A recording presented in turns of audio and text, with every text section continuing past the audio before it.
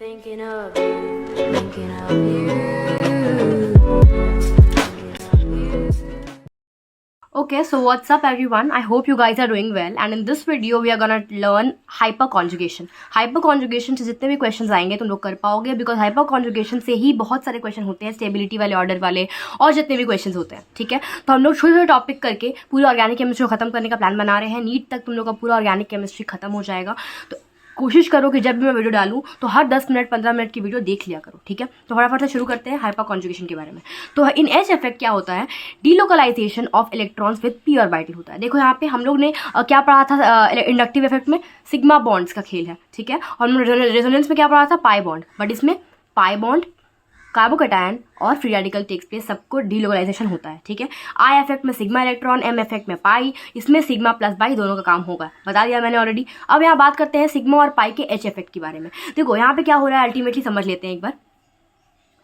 ये है मेरा सपोज कोई कंपाउंड. इसमें अल्टीमेटली हुआ क्या है, ध्यान से समझने की कोशिश करेंगे. तो ये वाला जो पाई बॉन्ड है वो इस तरफ शिफ्ट किया है. इसको क्या बोलेंगे? पाई, सिग्मा पाई का डीलोकलाइजेशन हो रहा है. सिग्मा बॉन्ड इधर हो रहा है और पाई बॉन्ड यहाँ पे आके शिफ्ट हो जा रहा है. जब ये पाई बॉन्ड यहाँ शिफ्ट होगा तो H निकल जा रहा है H प्लस के फॉर्म में, और यहाँ पे एक नेगेटिव चला जा रहा है बिकॉज ये यहाँ से शिफ्ट हुआ है. ठीक है, तो इस तरीके का जो क्वेश्चन है ये सिग्मा पाई H इफेक्ट है. अब ये देखो यहाँ पे सिग्मा पॉजिटिव, तो इसमें अल्टीमेटली होगा क्या? ये पॉजिटिव चार्ज जो है ये यहाँ से निकल जा रहा है H प्लस के फॉर्म में, ये बन जा रहा है नेगेटिव चार्ज. अब ये नेगेटिव पॉजिटिव क्या मिलके बनाएगा? एक बॉन्ड बना देगा. तो ये डबल बॉन्ड बन गया और ये निकल गया यहाँ से. समझ आया? वैसे यहाँ पे जो बात करेंगे हम लोग ये सेम बात करेंगे. जब ये निकल जाएगा अल्टीमेटली तो हम लोग एक और फ्री रेडिकल मिलेगा. ये फ्री रेडिकल है, I am really sorry, this is a free radical. Okay, जब ये फ्री रेडिकल मिलेगा, दो फ्री रेडिकल मिलकर क्या बनाएंगे? एक बॉन्ड बना देंगे. तो अल्टीमेटली हमारा हाइपर कॉन्जुगेशन ऐसा ही है. ठीक है, आगे बढ़ते हैं अगर, तो इंपॉर्टेंट पॉइंट देख लेते हैं. तो इंपॉर्टेंट पॉइंट ये है कि इसको एक दो तीन नाम जाना जाता है. एक है सिग्मा पाई रेजोनेंस, एक को है नो बॉन्ड रेजोनेंस, एक है नेथन बेकर रेजोनेंस. इन तीनों नाम से इसको जाना जाता है. दूसरी बात यहाँ पे ये है कि H effect is a permanent effect, याद रखना. और ये डिस्टेंस पे डिपेंड नहीं करता. कौन कौन सा इफेक्ट डिस्टेंस पे डिपेंड करता है? Inductive effect only, right. अब कंडीशन की बात करते हैं. तो कंडीशन में क्या क्या है? At least one alpha bond alpha H present होना ही चाहिए, याद रखना. अल्फा कार्बन होता है क्या? बता दिया था मैंने पहले ही कि sp3 neighbour of pi positive charge या फिर फ्री रेडिकल, याद रखना इसको. ठीक है, ये देखो मेरा पाई बॉन्ड है, उसका नेबर क्या है? sp3 नेबर होना चाहिए. उसकी एच, इसका अगर जिसका पास जितना एच होगा वही होगा अल्फा एच, याद रखना. ठीक है, तो अब टोटल एच अल्फा एच को काउंट करना शुरू करते हैं. यहाँ पे देखते हैं भाई पाई बॉन्ड है, पाई बॉन्ड का नेबर ये कार्बन, ये कार्बन, ये कार्बन, ये कार्बन, ये सारे हमारे अल्फा कार्बन हो जाएंगे. अल्फा कार्बन के पास जितना हाइड्रोजन होगा वो अल्फा हाइड्रोजन हो जाएगा. मतलब इसके पास 3 अल्फा हाइड्रोजन है, इसके पास 3 है, इसके पास भी 3 है, और इसके पास भी 3. टोटल कितना हो गया अपने पास? 3 करके तो 12 हो गया, राइट. इसकी बात करें तो यहाँ पे जो है ये वाला, इसका पड़ोसी ये भी है, इसका पड़ोसी ये भी है, इसका पड़ोसी ये भी है, ये भी है. सारे sp3 ऐसे सारे पड़ोसी हो जाएंगे, राइट.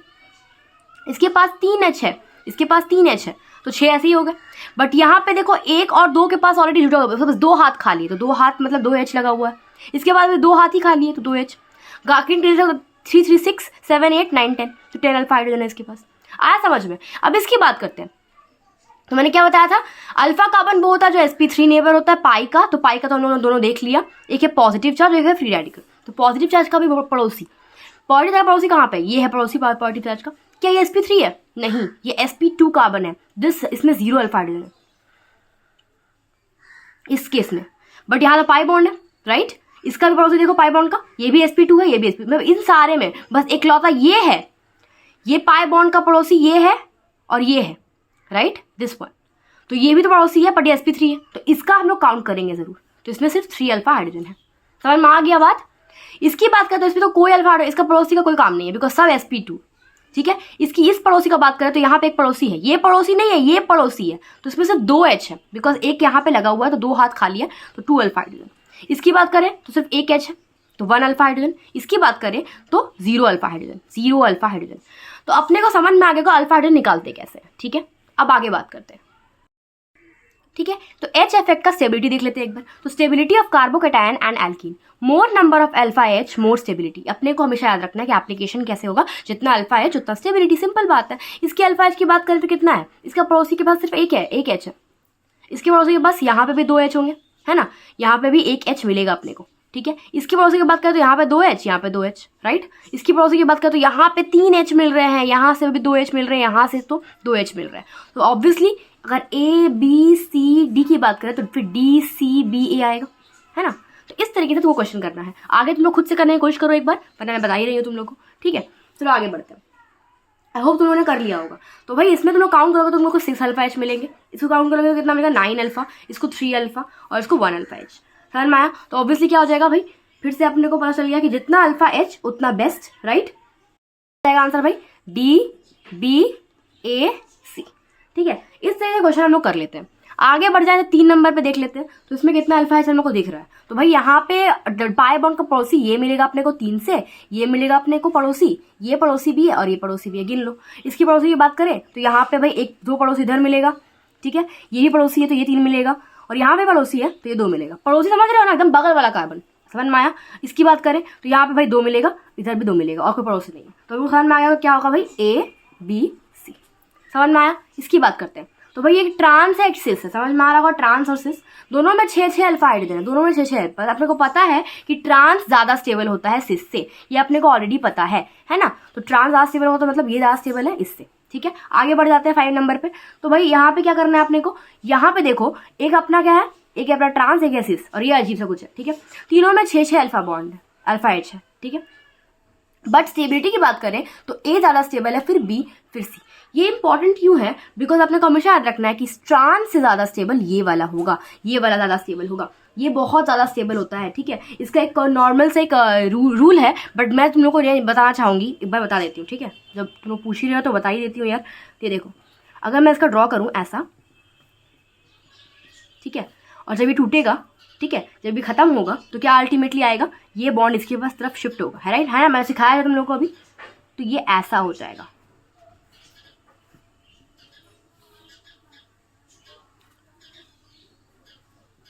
ठीक है।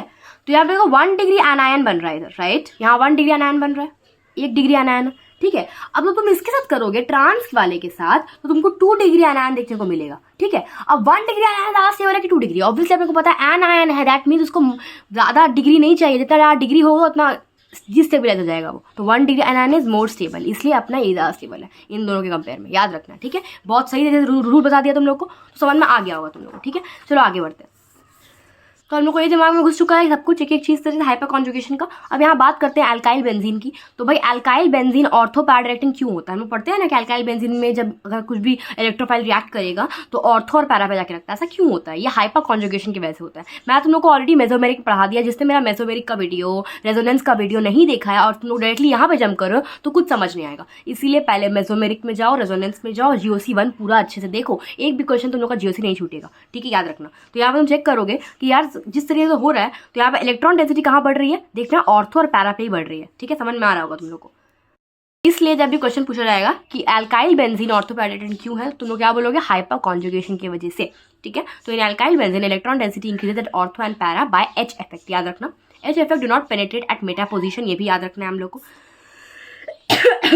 ये सिर्फ M इफेक्ट और रेजोनेंस की तरह होता है, रेजोनेंस भी मेटा पोजीशन पे नहीं लगता है, पता है, तुम होना चाहिए, तुम लोग को पढ़ा है तो समझ में आ जाएगा। In alkyl benzene, electrophile attack at orthopara, that's why alkyl benzene is orthopara directing group, समझ में आ गया होगा तुम लोगों को, ठीक है। लास्टली यहाँ पे कुछ चीजें दिमाग में रख लो, जैसे कि नोट, ये तीनों क्या है, आइसोटोप ऑफ हाइड्रोजन, ठीक है। तो याद रखना है कि CT3, ट्रिटियम, ड्यूटेरियम, H, इस तरीके से हमारा हाइपर कॉन्जुगेशन का ऑर्डर होता है, याद रखना है। सॉरी, ये प्लस आई का ऑर्डर है, प्लस आई का ऑर्डर ऐसा होता है, बट हाइपर कॉन्जुगेशन का ऑर्डर ऐसा होता है। डिफरेंस क्यों, बिकॉज इसमें क्या होता है, वॉल्यूम कम है, इलेक्ट्रॉन डेंसिटी ज्यादा है, इसलिए प्लस आई मतलब दे ज्यादा पाएगा, है ना। बट यहाँ पे हाइपर कॉन्जुगेशन से क्या मतलब है हम लोग को, जो जितना ज्यादा टूटेगा, कौन ज्यादा टूटेगा, H जल्दी टूटेगा एज कम्पेयर टू दिस, इसीलिए ये इसका हाइपर कॉन्जुगेशन का ऐसा ऑर्डर होता है, उल्टा ऑर्डर है, ठीक है। ये बहुत इंपॉर्टेंट क्वेश्चन इससे आते हैं। अब इसकी बात करें रिवर्स हाइपर कॉन्जुगेशन का, तो यहाँ पे -H इफेक्ट है, -H इफेक्ट भी देखा जाता है, कहाँ कहाँ देखा जाता है भाई, जो अपने CF3 वाले और CCl3 क्या है भाई, ये सारे इलेक्ट्रोनेगेटिव है, बहुत हाईली इलेक्ट्रोनेगेटिव है। तो ये लोग क्या करेंगे, पाई बॉन्ड को अपनी तरफ खींचेंगे। जब ये पाई बॉन्ड को तरफ खींचेगा तो अल्टीमेटली यहाँ पे पॉजिटिव जाएगा और यहाँ पे डबल बॉन्ड और ये Cl निकल जाएगा, यहाँ से टूट जाएगा, ठीक है। तो इस तरीके से जो होता है हम लोग का हाइपर कॉन्जुगेशन खत्म हो जाता है, ठीक है। आगे जब नेक्स्ट लेक्चर में हम लोग जाएंगे, एवरीडे लेक्चर कोशिश करूंगी डालने का, तो हीट ऑफ हाइड्रोजनेशन और ये बहुत सारी चीज़ें सीखेंगे। तो GOC1 हम लोग आराम से जल्दी जल्दी खत्म करेंगे और फिर GOC2 में जंप मारेंगे, ठीक है। सो आई होप तुम लोग को ये वीडियो बहुत पसंद आया होगा। और मेरी तबीयत अभी ठीक नहीं हुई है, तो मैं फिर भी कोशिश कर रही हूँ एवरीडे तुम लोग के लेक्चर डालने का।